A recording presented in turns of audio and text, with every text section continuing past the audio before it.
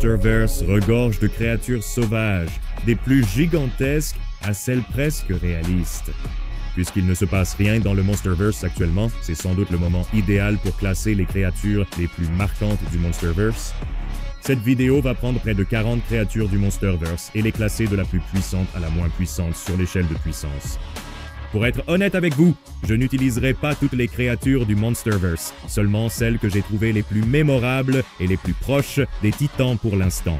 Si vous aimez ce genre de vidéo et que vous l'aidez à grandir, je pourrais revenir et faire une suite avec les autres créatures du Monsterverse, ou peut-être même avec des monstres d'autres franchises. Globalement, cette vidéo ne sera pas très montée ou flashy, mais j'espère que vous, et vous trois mesdames qui regardez, apprécierez cette vidéo centrée sur la communauté et participerez à la discussion dans les commentaires ci-dessous. Si ce type de vidéo vous plaît, je continuerai à améliorer le format, mais pour l'instant, c'est parti. Nous allons bientôt passer au classement, alors assurez-vous de vous abonner si ce n'est pas déjà fait, et allons-y. Très bien, comme je fais les choses un peu différemment ici, familiarisons-nous avec ma liste. Grand fan de la National Football League, allez les Eagles, j'ajoute du jargon sportif à cette échelle de puissance. En haut, on trouve les numéros 1, les stars, les titulaires. J'appellerai cela le rang Apex, puis viennent les numéros 2. Ceux-ci sont assez bons pour être titulaires, mais ne pourront jamais rivaliser avec les meilleurs sans de nombreux facteurs extérieurs. Ensuite, nous avons les numéros 3 qui siègent au Conseil des monstres, mais qui n'ont pas encore obtenu le rang de titan. On les appelle généralement les titans inférieurs. Pour conclure nos rangs normaux, les numéros 4 sont les véritables remplaçants. L'équipe ou le Monsterverse compte sur eux, mais ils ne dépasseront sans doute jamais leur rang actuel. Puis viennent les mystérieux inconnus, les titans et monstres de la franchise que vous connaissez peut-être de nom, sans savoir leurs actions ou leur sort actuel. Pour les plus jeunes, tout ce qui date d'avant 2010 semble inexistant. Je plaisante. Je suis vieux. Encore une fois, il se peut que je change les noms de ces catégories à l'avenir, mais pour commencer, commençons tout en bas de l'échelle, les inconnus. J'ai toujours aimé les mystères. Ici, c'est Mokili Mbembe. Typhon ou Typhoon, je ne sais pas trop comment ça se prononce dans le Monsterverse. Baphomet, Léviathan, Sekhmet, Bunyep, Mardiger, Yamato no Orochi et Quetzalcoatl. Tous ces titans ont si peu d'informations disponibles qu'il est difficile de vraiment les classer correctement. Il n'existe même pas de bonnes images d'eux à utiliser. J'ai pris un Apatosaurus de Jurassic World, lui ai fait cracher du feu pour créer Mokili Mbembe et j'utilise le concept de Ghidorah pour Yamato no Orochi car cela a du sens. Tout ce que nous savons sur ces individus, c'est qu'ils ont facilement pu combattre et gérer les humains qui tentaient de les contenir. Ce qui n'est pas vraiment idéal pour classer des créatures presque indestructibles, mais je suis sûr que si nous avions plus d'informations sur ces individus précis, je pense qu'ils finiraient probablement dans la catégorie 2 ou 3. Les titans et créatures de niveau intermédiaire sont dangereux pour l'humanité, mais moins pour les titans alpha. Passons au sujet principal, les 4. La chair à canon du Monsterverse, ce sont les chiens de guerre. Maintenant, en meute, cette espèce peut être extrêmement dangereuse, capable d'abattre les plus grands titans, mais individuellement, ils ne sont vraiment pas si impressionnants. Ils ressemblent davantage à des animaux qu'à des titans, et on peut en dire autant du prochain individu. Le tracker à épines, chasseur mortel de la Terre creuse, devrait garder ses distances face à des ennemis plus grands, de véritables titans. Ensuite, nous avons l'espèce des rampants crânes. Maintenant, je vais préciser que Ramarok, vous savez, le grand de l'île du crâne, n'est pas normal pour cette espèce. Il a atteint cette taille parce qu'il était coincé sur l'île du crâne sans aucune menace ou prédateur naturel, et il n'aurait jamais grandi autant sans tous ces facteurs réunis. Je suis toujours assez sûr que les rampants crânes ne sont même pas techniquement considérés comme des titans dans le lore du Monsterverse, donc je pense que les mettre dans cette catégorie est approprié.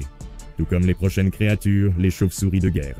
Ces créatures ont presque atteint la catégorie supérieure à cause des problèmes posés à Kong dans la Terre creuse. Mais c'était la première fois qu'il rencontrait ces chauves-souris de guerre. Il ne savait donc pas comment les gérer. Je pense qu'il aurait pris le dessus beaucoup plus facilement. Les chauves-souris de guerre ressemblent beaucoup aux rampants crâniens. Ce sont de dangereux monstres animaux, mais pas des titans. Le prochain est une petite surprise, Suko. Rappelons qu'il reste un enfant avec des nunchakus, d'où son classement bas pour l'instant. Un jour, il progressera dans la hiérarchie des titans. La dernière créature du Monsterverse à ce niveau est Dog. Ne m'en voulez pas. Cette espèce pourrait cacher un pouvoir secret pour devenir l'alpha suprême, mais c'est peu probable. Doug est peut-être un alpha quand il s'agit de savoir ce que les femmes aiment, mais sinon il appartient clairement à ce niveau. Ensuite, nous avons le niveau 3, les titans inférieurs qui servent principalement de punching ball pour nos individus de rang supérieur. Ici, nous commençons avec les Mutos, les 3 que nous avons vus jusqu'à présent, la femelle, le mâle et même la reine, car nous ne l'avons pas vu faire quoi que ce soit. Pour nous faire croire que cet individu dépasse la femelle du premier film. En 1 contre 1 face aux Mutos, Godzilla peut les vaincre assez facilement, mais ensemble, leur puissance lui a vraiment donné du fil à retordre. Il faut se rappeler que cette espèce, dans le lore, a évolué spécifiquement pour éliminer l'espèce Gojira. Nous reparlerons des Mutos plus tard dans cette vidéo. Ensuite, nous avons le Kraken, un titan que beaucoup d'entre vous ne connaissent peut-être même pas parce que je ne pense pas que beaucoup de gens aient vraiment regardé le dessin animé Skull Island qui est sorti. Quoi qu'il en soit, on ne peut pas nier que cette créature était une véritable menace pour Kong et pour l'île elle-même, et qu'elle lui a livré un sacré combat à la fin de la série. Je pense qu'être exactement à ce niveau est parfait pour le Kraken. Et ensuite, nous avons Tiamat. Maintenant, il est indéniable que Tiamat aurait pu être mieux classé que ça, surtout quand on prend en compte le combat qu'elle a eu avec Godzilla. Tu sais, pas dans le film, mais celui du comique. Mais au final, je n'ai pas mis Tiamat plus haut parce que, eh bien, je pense qu'il faut donner à Godzilla plus qu'un combat de 10 secondes pour vraiment être mieux classé ici. Puis, un coéquipier de Tiamat du jeu vidéo Monsterverse oublié de tous, Abaddon. Pour les humains et la vie sur Terre, cette créature est terrifiante et très mortelle. C'est une énorme araignée de la mort. Mais nous avons déjà vu comment Kong peut facilement faire partir Abaddon. Et je suis presque sûr que Godzilla pourrait écraser cet insecte en quelques instants seulement. Pour ce prochain titan, même si Godzilla l'écrasait à mort, je suis presque sûr qu'il pourrait revenir, et c'est Nakika. Le titan capable de mourir puis de renaître. Cette capacité est impressionnante, mais ce titan, capturé et contenu par l'humanité, ne montera pas plus haut dans ce classement. Je vais ensuite classer Amulet parmi les 3, un monstre fou et excentrique. Amulet a aisément vaincu le titan suivant de cette catégorie, Behemoth. Mais au final, ces deux-là jouent un rôle assez similaire dans la grande histoire du Monsterverse. Ce sont plus des titans environnementaux que ceux qui vont vraiment se battre pour le titre d'Apex. Godzilla est arrivé et les a traités comme des enfants, qui se disputaient, et il les a facilement séparés, donc je pense que leur classement dans cette catégorie a beaucoup de sens.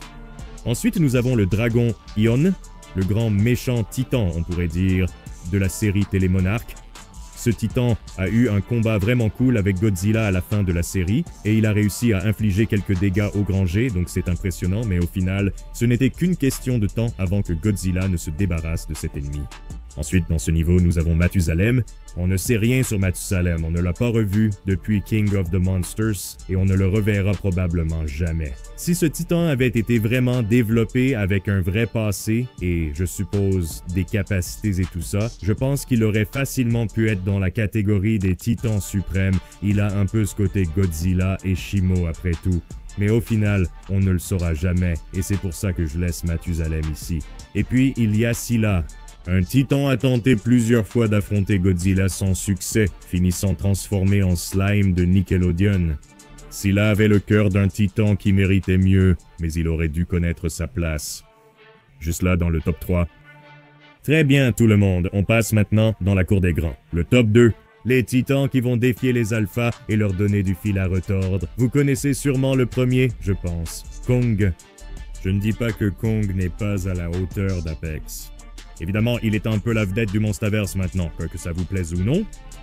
On sait que Kong a le cœur d'un champion, l'âme d'un roi, mais sans des facteurs extérieurs comme sa hache ou le gantelet, soyons honnêtes, ce n'est pas un titan Apex dans le Monsterverse.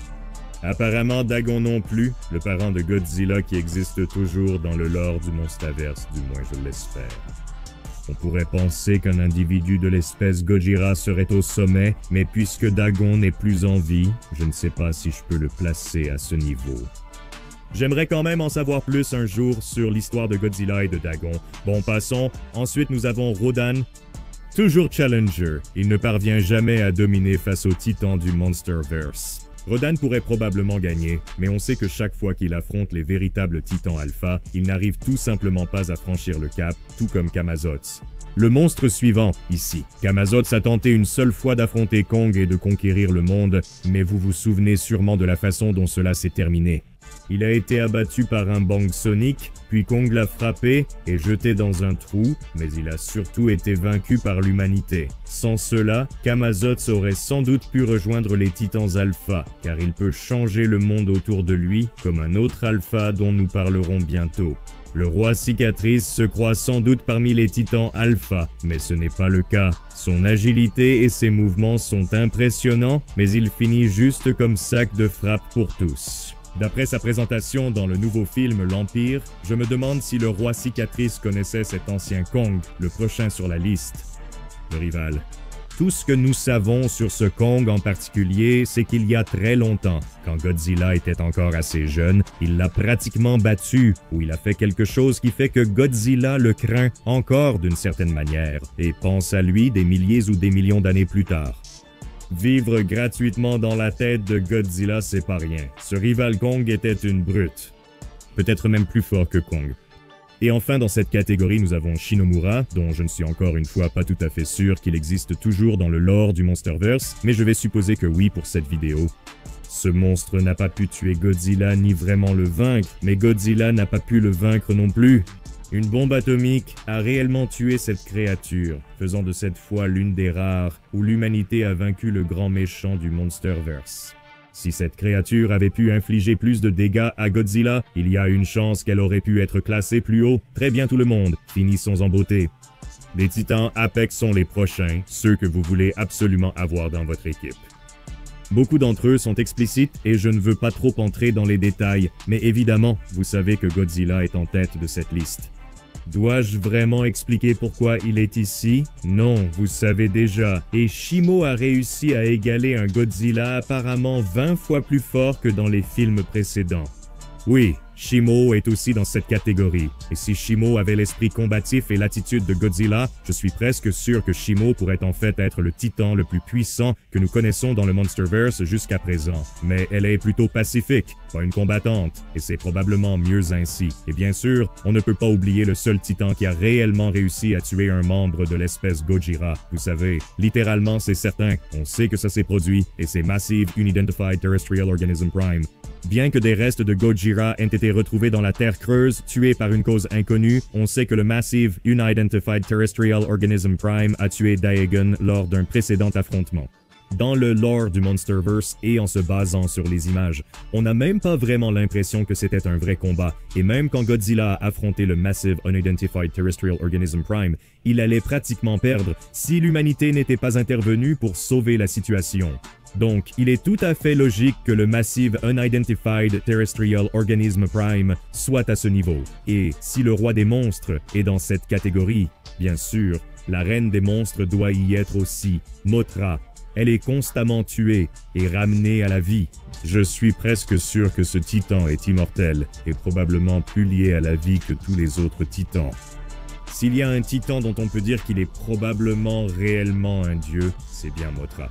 Et si on parle de dieu, on ne peut pas oublier les démons. Ghidorah est absolument un titan suprême. Il a fallu tout ce que Godzilla, l'humanité et Mothra avaient pour finalement vaincre Ghidorah. Évidemment, Ghidorah a ses faiblesses. Il ne sait absolument pas se battre dans l'eau, et clairement Shima a pu le vaincre à l'époque. Mais c'est un titan capable de détruire le monde et il est naturellement un Apex. Donc, le prochain est un peu différent. Cela peut surprendre, mais au final, aucun individu Kong n'est dans la catégorie Apex. C'est bien l'espèce Kong dans son ensemble qui l'est définitivement. Les Kongs sont assez faibles, ce sont essentiellement de grands humains forts, non? Ils peuvent mourir de nombreuses causes dont d'autres titans comme Godzilla sont exempts. Vous savez, Godzilla se fait tirer dessus avec une roquette et il n'a rien. Si Kong se prenait vraiment une salve de missiles, il mourrait probablement, et c'est pour ça qu'on ne l'a jamais vu arriver. Jusqu'à présent, dans aucun film, mais lorsque vous avez des dizaines, des centaines, voire des milliers d'individus de cette espèce, ils feront presque tout ce qu'ils veulent. Rien ne les arrêtera, sauf peut-être Godzilla. Imaginez simplement si l'espèce Kong avait pu continuer à évoluer et à grandir dans cet univers fictif, et qu'ils finissaient par devenir comme des humains géants capables de fabriquer toutes sortes d'armures et d'armes, et qu'ils étaient aussi intelligents que nous, mais, vous savez, des titans. Tout comme les humains seraient classés assez bas dans le monde réel dans une sorte de scénario de totem, si vous nous donnez nos pouces, nos gros cerveaux, nos armes et tout le reste, ce que nous pouvons créer nous élève au sommet. Et on peut dire la même chose pour l'espèce. Et pour finir cette vidéo de classement de puissance, nous avons Mechagodzilla, que vous savez, je ne sais pas si on peut vraiment compter un robot comme un vrai titan. Mais évidemment, comme c'est un monstre avec beaucoup d'héritage dans cette franchise, ça a du sens de le compter quand même. Maintenant, un Mechagodzilla entièrement alimenté, complètement développé, est probablement la chose la plus puissante que nous ayons vue dans le Monsterverse. Peu importe ce que c'est ou ce qu'il a fait, Mechagodzilla est absolument dans la catégorie Apex. Voilà, tout le monde. Voici mon classement par niveau de puissance de certains des titans et créatures les plus remarquables du Monsterverse. Aimez-vous comment j'ai placé tout le monde? Changeriez-vous quelque chose? Dites-le moi en commentaire. J'espère que vous avez passé un bon moment avec cette vidéo. Même s'il n'y avait pas vraiment beaucoup de montage flashy, dites-moi ce que je pourrais faire pour améliorer ce format à l'avenir. Comme je l'ai dit, partagez la vidéo. Si elle a de bonnes vues, j'en ferai d'autres similaires si elles vous plaisent. Merci d'être venu à Dangerville. C'était Jacob. À la prochaine vidéo.